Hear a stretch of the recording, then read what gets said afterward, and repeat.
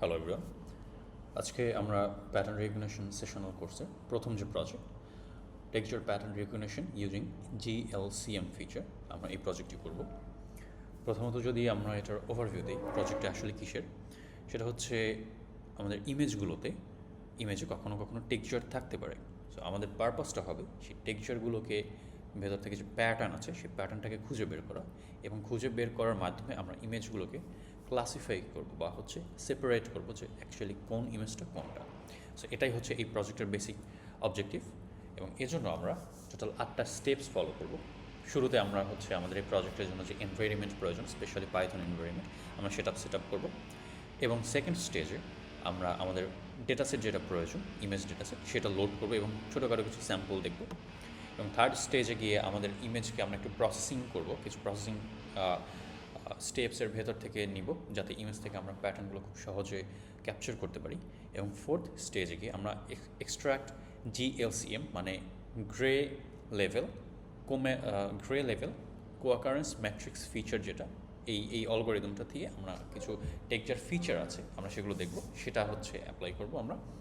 Fifth স্টেজে গিয়ে আমরা ভিজুয়ালাইজ করবো কিছু ফিচার ডিস্ট্রিবিউশন, যেমন এই যে GLCM এর কিছু যেই ফিচারগুলো আছে সেটার কিছু স্ট্যাটিস্টিক্স আমরা দেখব, এবং সেখান থেকে আমরা বোঝার ট্রাই করবো অ্যাকচুয়ালি আমাদের যে এই ডেটা সেট আছে সেটা কীরকম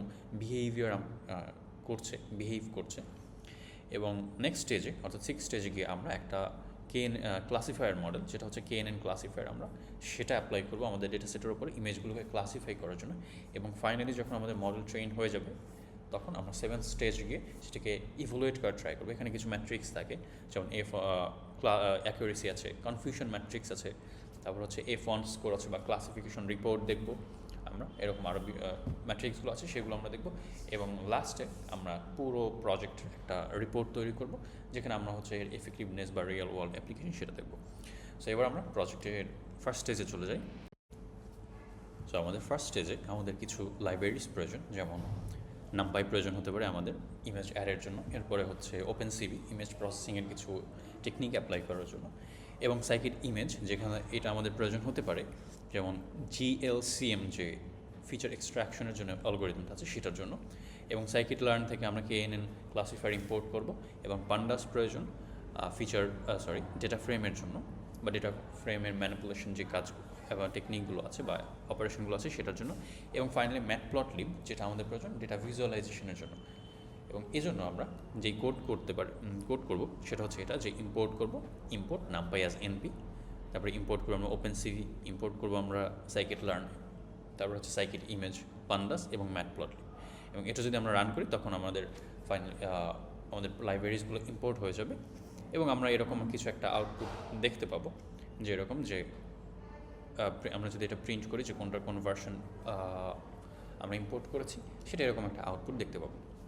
এরপরে যখন এই স্টেজ কমপ্লিট হবে আমরা নেক্সট স্টেপে যাব। এরপরে সেকেন্ড স্টেপে এসে আমরা আমাদের ডেটাসেট যেটা আছে সেটাকে লোড করেছি, এবং আমাদের এই ডেটাসেটে আমরা 5 ধরনের ইমেজ রেখেছি, যেগুলো টেক্সচার হচ্ছে, একটা হচ্ছে চেকবোর্ড, একটা হচ্ছে ডটস, এবং একটা হচ্ছে হরাইজন্টাল লাইন্স, এবং নেক্সট ওয়ান হচ্ছে নয়েস, এবং ফাইনাল ওয়ান হচ্ছে ভার্টিক্যাল লাইন্স। আমরা এই 5 ধরনের ইমেজ রেখেছি, এবং এই 5 ধরনের ইমেজ এখানে আমরা ইমেজগুলোকে একটা অ্যারেতে রাখছি, ইমেজের যে পাথগুলো আছে আমাদের ডেটা সেটে সেটা, এবং হচ্ছে ইমেজের যে লেভেলগুলো আছে, অর্থাৎ সেটা হতে পারে চেকবোর্ডস বা ডটস বা হরাইজন্টাল লাইন্স, যেটাই হোক সেটা হচ্ছে আমরা একটা অ্যারেতে রাখছি। এবং এটা এই স্টেজে আমরা ডেটা সেটটাকে এভাবে রাখছি। নেক্সট স্টেজে গিয়ে আমরা ডেটা সেটগুলোকে একটু প্রসেস করছি। যেমন প্রথমে আমরা এখানে করছি যে নর্মালি ইমেজগুলো যেটা হয় যে 8GB ফরম্যাটে থাকে, তো সেটা 3 ডাইমেনশনাল হয়ে থাকে, যে 3 ডাইমেনশনাল ইমেজ থাকে, সেটাকে আমরা গ্রে স্কেলে আনছি, যেটা 2 ডাইমেনশনাল একটা অ্যারে হবে। এবং সেজন্য আমরা OpenCV ইউজ করছি, এবং এখানে OpenCV ইউজ করে আমরা সেটা ইমেজটাকে রিসাইজ করে ইমেজটাকে 3 ডাইমেনশনাল একটা ইমেজে কনভার্ট করে এরপরে নেক্সট স্টেজে আমরা সেই 2 ডাইমেনশনাল যে একটা ইমেজ আছে, আমরা এখানে 2 ডাইমেনশনাল ইমেজে কনভার্ট করেছি, যে সেটা হচ্ছে ডাইমেনশনটা 128 by 128। এবং এরপরে যে আমরা গ্রে স্কেলে যে ইমেজটাকে কনভার্ট করেছি 2 ডাইমেনশনালে, সেই 2 ডাইমেনশনাল ইমেজটার উপরে আমরা GLCM যে অ্যালগরিদমটা আছে সেটা অ্যাপ্লাই করব। সেখান থেকে আমরা ফিচারগুলোকে এক্সট্র্যাক্ট করার জন্য, যাতে সেই ফিচারগুলো অ্যানালাইসিস করে পরবর্তীতে আমরা বুঝতে পারি যে এই ইমেজটার ভেতরে কোন ধরনের প্যাটার্ন আছে। একটা হচ্ছে কন্ট্রাস্ট। এই কন্ট্রাস্ট হচ্ছে আমরা যখন ইমেজে দেখি যে কোথাও খুব বেশি ডার্ক লাগে, কোথাও একটু লাইট লাগে, অর্থাৎ ইমেজের যে টেক্সচারটা কোথাও কতখানি রাফ চেঞ্জ হচ্ছে সেটা বোঝার জন্য এই ফিচারটা আমাদের প্রয়োজন। কোরিলেশন, এটা এখানে যেমন লেখা আছে যে how predictive A image pixel is from its neighbour, অর্থাৎ একটা পিক্সেলের ভেতরে দুটো পাশাপাশি পিক্সেল থাকলে তাদের ভেতরে যে রিলেশনটা আছে সেটা হতে পারে, সেটা ইনভার্স রিলেশন হতে পারে, সেটা প্রপোর্শনাল, যেরকম রিলেশনই থাকুক, এই দুটো ইমেজের দুটো পিক্সেলের ভেতরে যে রিলেশনটা আছে সেটা হচ্ছে এই ম্যাট্রিক্সটা, এই ফিচারটা, কোরিলেশন ফিচারটা আমাদের বুঝতে সাহায্য করে। নেক্সট ওয়ান হচ্ছে এনার্জি। এনার্জি মানে হচ্ছে পিক্সেলগুলোর ইউনিফর্মিলিটি যে চেক করে, অর্থাৎ পিক্সেলগুলোর যে ভ্যালু আছে বা টেক্সচার আছে সেটা কতটুকু ইউনিফর্ম বা হচ্ছে তাদের ভেতরে ব্যালেন্স কতটুকু। যদি এনার্জি বেশি হয় তার মানে হচ্ছে সেগুলো ইউনিফর্মিটি বেশি, এবং কম হলে মানে হচ্ছে এদের ভেতরে ব্যালেন্স বা হচ্ছে ইউনিফর্মিটি খুবই কম, আনইউনিফর্ম বলা যেতে পারে। এবং হোমোজেনিটি, এবং এটার মানে হচ্ছে অর্থাৎ দুটো পিক্সেল যদি পাশাপাশি থাকে তারা কি একই টাইপের পিক্সেল কি বা নাকি তাদের ভেতরে হচ্ছে ডিফারেন্স আছে। এতে বোঝা যায় হচ্ছে আমাদের যে ফিচারগুলো থাকে, টেক্সচারগুলো যে থাকে সেই টেক্সচারগুলো কতটুকু স্মুথ হতে পারে বা টেক্সচারগুলো কতটুকু ইন্টেন্স হতে পারে সেটা বোঝায় এই হোমোজেনিটির মাধ্যমে। ওকে, এরপর নেক্সট স্টেজ যেটা আছে বা নেক্সট স্টেপ আমাদের ভিজুয়ালাইজেশন স্টেপ। এবারটা হচ্ছে বলা হয় ইডিএ বা এক্সপ্লোরেটরি ডেটা অ্যানালাইসিস। এখানটাতে আমরা যে ফিচারগুলো পেয়েছি আমাদের উপর আগের স্টেজ থেকে, এই যে 4টা ফিচার পেয়েছি, এই ফিচারগুলোকে আমরা ট্রাই করব ভিজুয়ালাইজ করার বিভিন্ন প্লটিং গ্রাফের মাধ্যমে, যাতে আমরা বুঝতে পারি আমাদের ডেটা সেট কীরকম বিহেভিয়ার করছে। তো সেক্ষেত্রে আমরা প্রথমে যেটা করেছি যে একটা স্ক্যাটার প্লট করেছি, এই যে লেফট সাইডে এটা স্ক্যাটার প্লট করেছি, যেখানে এক্স এক্সিসে আমরা রেখেছি কন্ট্রাস্ট এবং ওয়াই এক্সিসে আছে হোমোজেনিটি। তো শুরুতে যদি আমরা দেখি যে যেটা আছে এটা চেকবোর্ড, এখানে দেখতে পাচ্ছি আমরা কন্ট্রাস্ট খুব বেশি না সেখান থেকে, এবং খুব 6000 বা তার একটু বেশি হতে পারে, এবং এদের ভেতরে হোমোজেনিটি খুবই কম। হোমোজেনিটি 0.075 হোমোজেনিটি স্কোর এসেছে, খুবই কম। এবং এখানটাতে যদি আমরা যদি এটা ফলো করি, যে এটাতে দেখি এটা হচ্ছে হরাইজন্টাল লাইন, যেটা একটু ডিপ গ্রিন কালারের। এখানে আমরা যদি দেখি যে কন্ট্রাস্ট কিন্তু খুবই কম, যেখানে 0 থেকে একটু বেশি, অর্থাৎ এখানে হতে পারে অলমোস্ট 500-এর কাছাকাছি কন্ট্রাস্ট কম, কিন্তু এদের ভেতরে হোমোজেনিটি খুবই বেশি।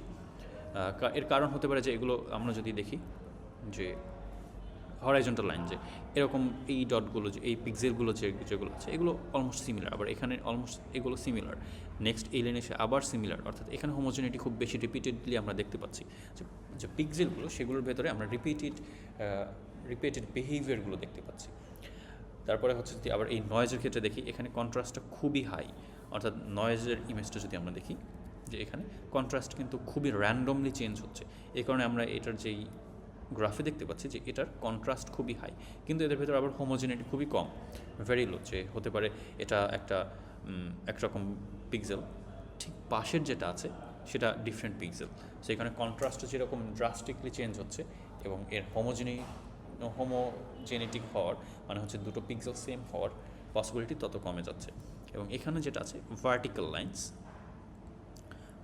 লাইন্স যেটা আছে, এখানটাতে কন্ট্রাস্ট কিন্তু চেঞ্জ হচ্ছে, বেশ ভালো পরিমাণে চেঞ্জ হচ্ছে। আচ্ছা, আমরা ভার্টিক্যাল লাইন্স হচ্ছে কোনটা, এই যে ভার্টিক্যাল লাইন্স, এখানেও সেম, যে কন্ট্রাস্ট বেশ চেঞ্জ দেখতে পাচ্ছি এখানে আমরা, কিন্তু এর ভেতরে কন্ট্রাস্ট চেঞ্জ হলেও হোমোজেনিটি কিন্তু খুব বেশি দেখা যাচ্ছে কন্ট্রাস্টের ভেতরে। এর কারণও কিন্তু সেম, যে এর ভেতরে কন্ট্রাস্ট চেঞ্জ হলেও এই যে রিপিটেড যে পিক্সেলগুলো আমরা সেটা অনেক দেখতে পাচ্ছি। এরপরে নেক্সট যেটা থাকে সেটা হচ্ছে এটা গ্রিন কালার, একটু লাইট টাইপের একটা গ্রিন কালার, সেটা হচ্ছে ডটস। এটার ভেতরে আমরা একটা অ্যাভারেজ কন্ট্রাস্ট বা অ্যাভারেজের থেকে হয়তো একটু কম কন্ট্রাস্ট, এবং এর হোমোজেনিটি স্কোরও খুব একটা বেশি না, যেটা এখানে আমরা গেলে যে ডটসে আমরা দেখতে পাচ্ছি। যেমন এখানে কন্ট্রাস্ট কিন্তু চেঞ্জ হচ্ছে, এখানে একটু হোয়াইট কালার, এখানে একটু হচ্ছে ব্ল্যাক কালার বা এরকম ডার্ক যে কালারটা সেটা দেখতে পাচ্ছি। সো কন্ট্রাস্ট এখানে যেরকম চেঞ্জ হচ্ছে, আবার এই রিজিয়নটা যদি দেখি এখানে যেরকম পিক্সেলগুলো সেম আসছে, আবার হয়তো এই যখন এই বর্ডার এরিয়াতে আসছে এখানে পিক্সেলগুলোর কিন্তু হোমোজেনিটি সেম টাইপের পিক্সেল থাকছে না। সো এটাতে আমরা একটা অ্যাভারেজ টাইপের স্কোর দেখতে পাচ্ছি, যেখানে এটা কন্ট্রাস্টে যেরকম এটাতে চেঞ্জ হচ্ছে সেরকম হচ্ছে এখানে হোমোজেনিটি যে স্কোর বা এই ফিচার সেটাও আমরা খুব একটা বেশি দেখতে পাচ্ছি না, আবার একদম কমই দেখতে পাচ্ছি না।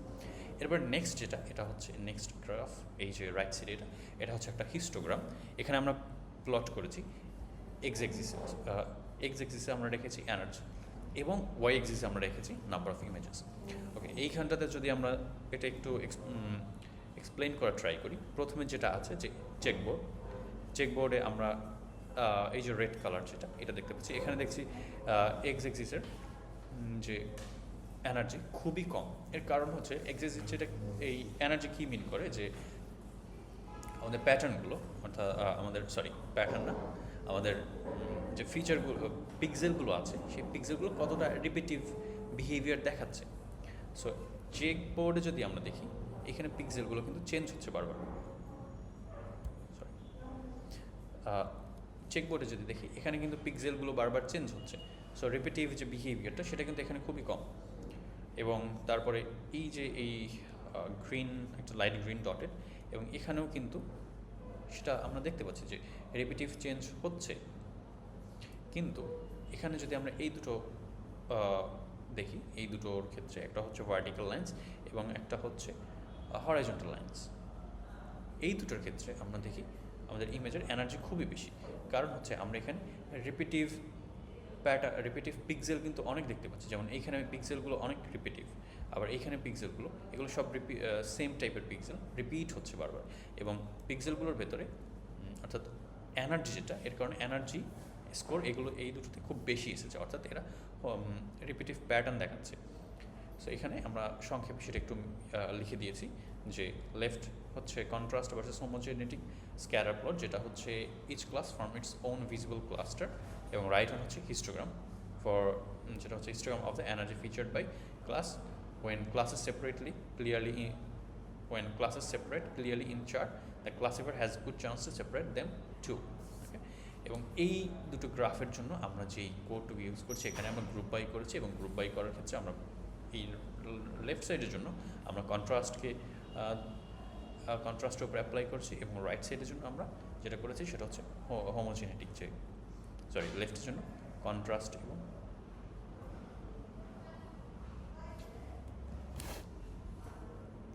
ওকে, এরপরে যখন আমরা ফিচারগুলোকে এক্সপ্লোর করেছি, আমাদের ডেটাসেট সম্পর্কে একটা ধারণা আছে, তারপরে আমরা ডেটাসেটটাকে একটা মডেলের উপরে ট্রেন করেছি, যেটা হচ্ছে আমরা এখানে ইউজ করেছি KNN ক্লাসিফায়ার মডেল, যার জন্য আমরা প্রথমে আমাদের ডেটাসেট থেকে লেভেলটাকে সেপারেট করে ফেলেছি।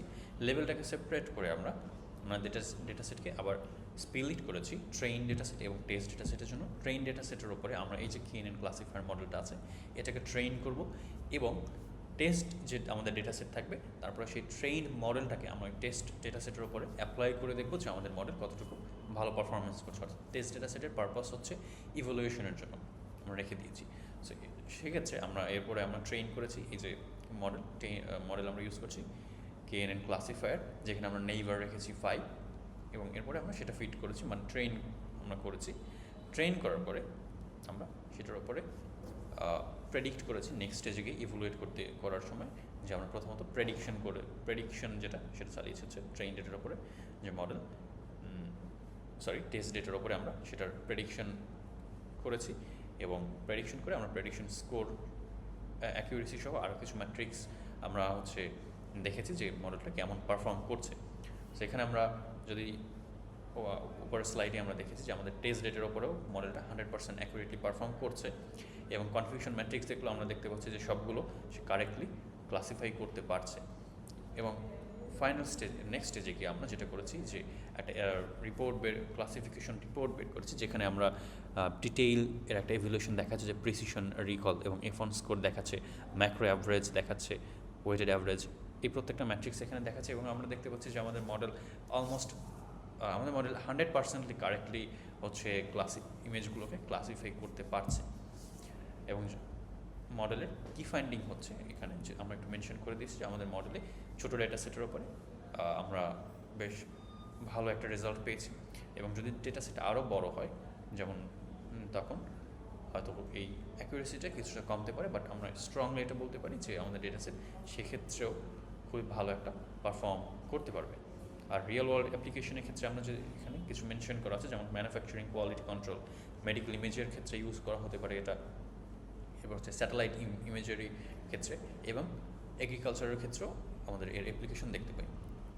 সো এইটা ছিল হচ্ছে আমাদের পুরো প্রজেক্ট, এবং আমরা যদি খুব সংক্ষেপের একটা ওভারভিউ দিই তাহলে পুরো পাইপলাইনটা যদি ডিসক্রাইব করি, যে আমরা ইমেজেস অর্থাৎ আমাদের যে ডেটা সেট আছে, আমরা প্রথমে ডেটা সেটটা নিয়েছি, ডেটা সেটটাকে আমরা কিছুটা প্রি প্রসেসিং স্টেজ আছে বা টেকনিক আছে সেগুলো অ্যাপ্লাই করেছি, অ্যাপ্লাই করে আমরা জিএলসিএম যে অ্যালগরিদম আছে সেই অ্যালগরিদমের মাধ্যমে ইমেজগুলো থেকে আমরা ফিচারগুলোকে এক্সট্র্যাক্ট করেছি, এক্সট্র্যাক্ট করার পরে নেক্সট স্টেজে আমরা ভিজুয়ালাইজ করার ট্রাই করেছি ডেটা সেটটাকে বোঝার জন্য বা ইমেজগুলোকে বোঝার জন্য যে এর ভেতরে কীরকম বিহেভিয়ার আছে, এবং ফাইনালি সেটা বোঝার পরে আমরা ট্রেন করেছি সেই ডেটা সেটের ওপরে একটা ক্লাসিফায়ার মডেল, যেটা আমাদের কেসের ছিল KNN মডেল, এবং সেটা ট্রেন করার পরে আমরা সেই মডেলটাকে ইভালুয়েট করেছি যে আমাদের মডেলটা কতটুকু ভালো পারফর্ম করতে পারছে। তো এই হচ্ছে আমাদের পুরো প্রজেক্ট এবং প্রজেক্টের পাইপলাইন, এবং এর রিগার্ডিং যত কোডস আছে সেই কোডগুলো আমি গিটহাব লিঙ্ক ডেসক্রিপশনে দেওয়া থাকবে।